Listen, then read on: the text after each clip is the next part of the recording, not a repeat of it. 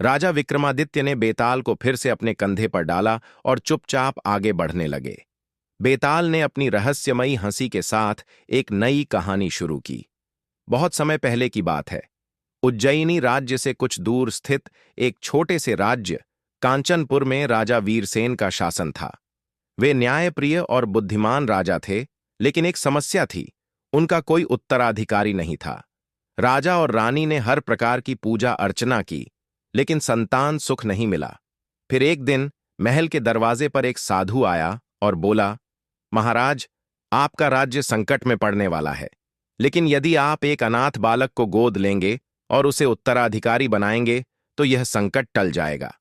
राजा ने साधु की बात मानी और कुछ ही दिनों में एक अनाथ बालक वीरेंद्र को गोद ले लिया। समय बीता और वीरेंद्र बड़ा हुआ, लेकिन तभी राज्य में अजीब घटनाएं होने लगीं। महल में अचानक रात के समय अजीब सी परछाइयां दिखाई देने लगीं। कुछ दरबारी रहस्यमयी तरीके से लापता होने लगे। वीरेंद्र के कमरे से अजीब अजीब आवाजें आने लगीं, जैसे कोई उससे बातें कर रहा हो। धीरे धीरे प्रजा में भय फैलने लगा। कुछ लोगों ने कहना शुरू किया कि यह लड़का इस राज्य के लिए अशुभ है, लेकिन राजा वीरसेन को अपनी गोद ली हुई संतान पर पूरा विश्वास था। एक दिन महल के मुख्य पुजारी ने राजा को एक चौंकाने वाला रहस्य बताया। वीरेंद्र, जिसे आपने गोद लिया है, वह असल में इसी राज्य के पिछले राजा का खोया हुआ पुत्र है।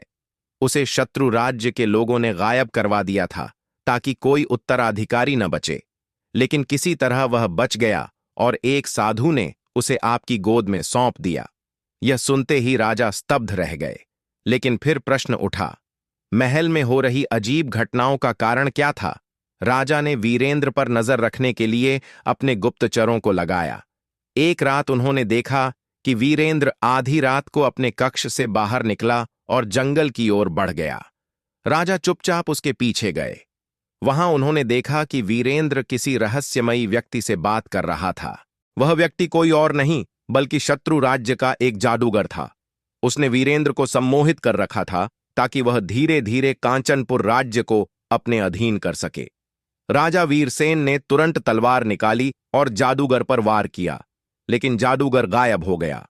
उसी क्षण वीरेंद्र बेहोश हो गया। अगले दिन जब वह जागा तो उसे कुछ भी याद नहीं था।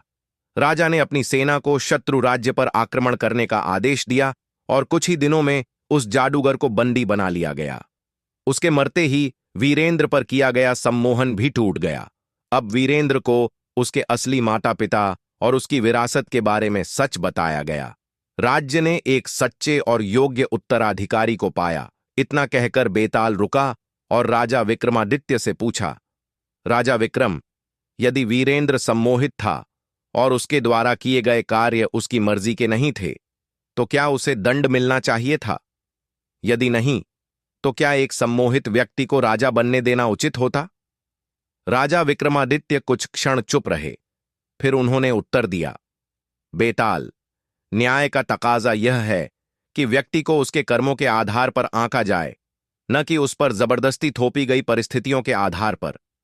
वीरेंद्र सम्मोहित था, इसलिए उसके द्वारा किए गए कार्य उसके अपने नहीं थे, अतः उसे दंड नहीं मिलना चाहिए।